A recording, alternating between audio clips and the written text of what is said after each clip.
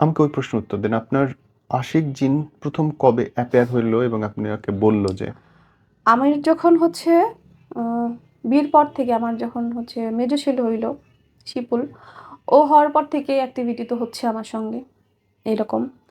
তো ২০১৮ সালে তখন বিশ্বকাপের ফিফা বিশ্বকাপ খেলা হইতেছিল তখন। এর আগে তো শ্যাডো দেখতাম আমি হুম, ওদেরকে। তো হচ্ছে আর বিভিন্ন সময় বিভিন্ন ওই যে নদীতে মাজারে যাইতে বলতো, যাইতাম। মন্দিরেও যাইতাম। তখন টুকটাক যাইতাম। মাজারে বেশি যাইতাম।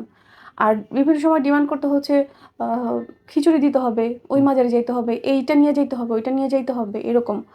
একবার খিচুড়ি দিলাম নদীতে রাত করে। তখন আমার বাবুটা অসুস্থ ছিল। তখন আমার ওই ছেলেটা ছোট ছিল অনেক।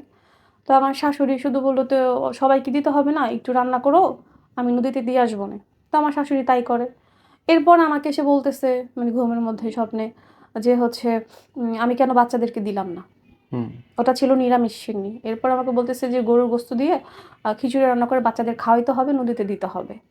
আর আমাদের পাশের বাসায় একটা মহিলা ছিল, তার বাসায় কালীর ঘট আছে। আ মোরনির মা। তো বলল যে, "ওকে দিয়ে হচ্ছে খিচুড়িটা রান্না করাবি। হুম, ওকে দিয়েই হচ্ছে সবকিছু করাবি।" পরে আমি তাকে বললাম।